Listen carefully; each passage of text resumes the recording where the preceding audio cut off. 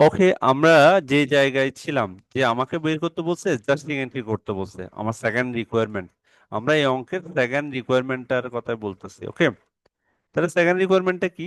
Adjusting entry. তাহলে adjusting entry আমরা জানি, কনফার্ম হচ্ছে, আমরা জানি হচ্ছে কি, যে depreciation debit, accumulated accumulated depreciation credit. আর টাকাটা কত হবে? প্রথম হচ্ছে 2000। আমার কয়টা ডেপ্রিসিয়েশন হবে? বেসিক্যালি আমার এন্ট্রি হবে তিনটা।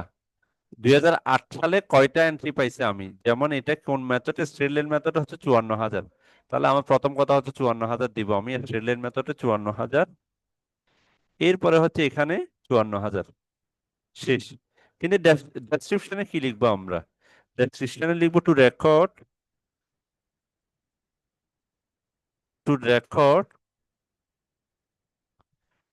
Record depreciation expense, to record depreciation expense. এখানে লিখে দিতে হবে আমার এটা কোন method, under straight line method.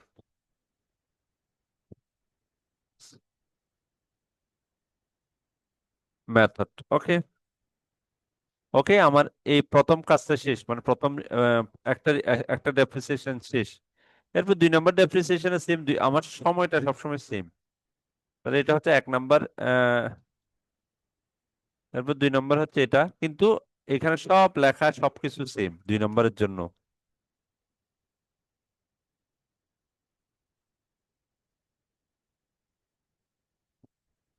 লেখাটা হচ্ছে same, depreciation expense, accumulated depreciation একই, কিন্তু এইখানে হচ্ছে কি শিডিউল অফ দ্য ডেপ্রিসিয়েশন কিসের মেথডে? তাহলে এখানে কি, এই যে প্রোডাকশন মেথডে ডেপ্রিসিয়েশন কত? তাও 54,000। তাহলে সময় অ্যামাউন্টটা সেম। তাহলে অ্যামাউন্টটা সেম হলে আমার এখানে লেখা এই অ্যামাউন্টটা আমি কপি করে,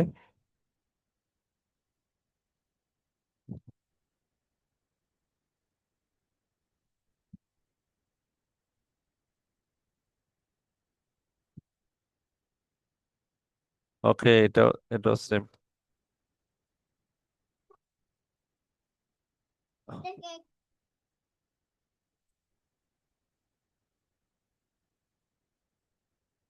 ওকে,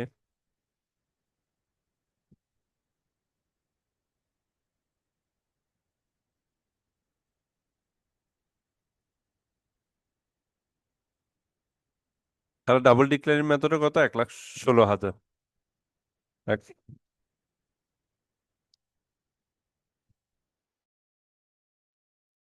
পরে খাও। ওকে, এখানে কত? 1,16,000। এখানে কত? 1,16,000। তাহলে এখানে কি লিখবো? শুধুমাত্র আন্ডার, এটা করছে কি double declining method, double declining method. Okay, আর এটা হবে কি? এটা হচ্ছে ডাবল ডিক্লাইনিং মেথড, আর এটা হচ্ছে কি প্রোডাকশন মেথড,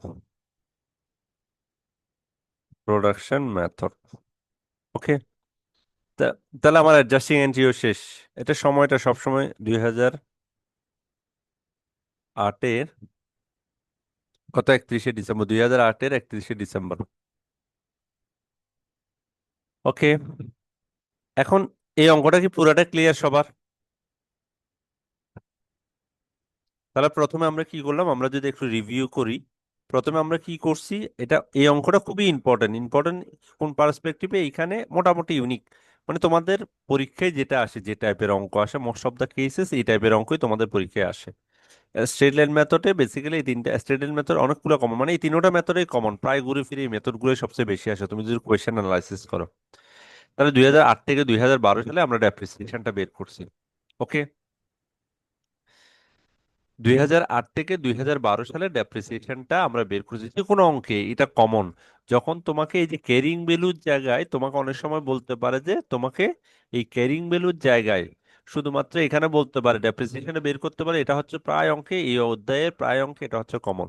শুধুমাত্র এখানে ক্যারিং ভ্যালুর জায়গায় যদি বলতে পারে কি শিডিউল অফ ডেপ্রিসিয়েশন, প্রায় অঙ্কে দেখবে শিডিউল অফ ডেপ্রিসিয়েশন বের করতে বলে। শিডিউল, যেহেতু ডেপ্রিসিয়েশন শিডিউলের লাস্ট ওয়ার্ড হচ্ছে ক্যারিং ভ্যালু, তাহলে ক্যারিং ভ্যালু বের করতে হলে অবশ্যই শিডিউল অফ ডেপ্রিসিয়েশন বের করতে হবে। ওই জন্য দুইটাই সেম। ক্যারিং ভ্যালু বের করতে বলুক, শিডিউল অফ ডেপ্রিসিয়েশন বের করতে বলুক, বুক ভ্যালু বের করতে বলুক, তাহলে অলমোস্ট সেম অঙ্ক। তবে প্রথমে আমরা কি করছি, ডেপ্রিসিয়েশন বের করছি। ডেপ্রিসিয়েশনের সূত্র দুইটা মেথডে same, straight line method, production মেথডে। কস্ট মানে রেসিডুয়াল ভ্যালু, এস্টিমেটেড লাইফ, শুধুমাত্র অ্যামাউন্টটা ভিন্ন। প্রোডাকশনের টোটাল প্রোডাকশন আওয়ারটা, আর এখানে হচ্ছে ইয়ারটা।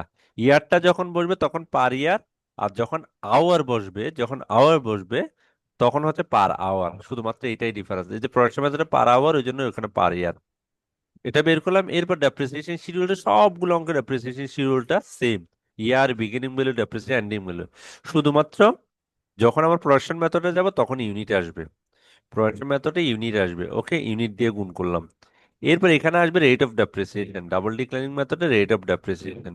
শুধুমাত্র এই ছোট ছোট যে মানে কারেকশন, মানে ছোট ছোট যে চেঞ্জ গুলা, এগুলো যদি তুমি অঙ্ক বুঝো অবশ্যই তুমি এগুলো অবশ্যই করতে পারবে, মাস সেটা করতে পারবে।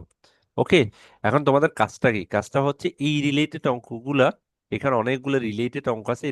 এটার তোমরা শিটে খেয়াল করলে দেখবা যে এটা, এটার মতো করে এখন আরেকটা অঙ্ক আছে সম্ভবত, 19 নাম্বার অঙ্কটা, শীটের 19 নাম্বার অঙ্কটা প্রায় অলমোস্ট সেম। এই অঙ্কটা তোমরা একটু প্র্যাকটিস করবে, 1 এবং 19। ওকে, কারো কোনো কোয়েশ্চেন না থাকলে আমরা এখানে শেষ করতে পারি, নাকি আজকে আরেকটা অঙ্ক করবা?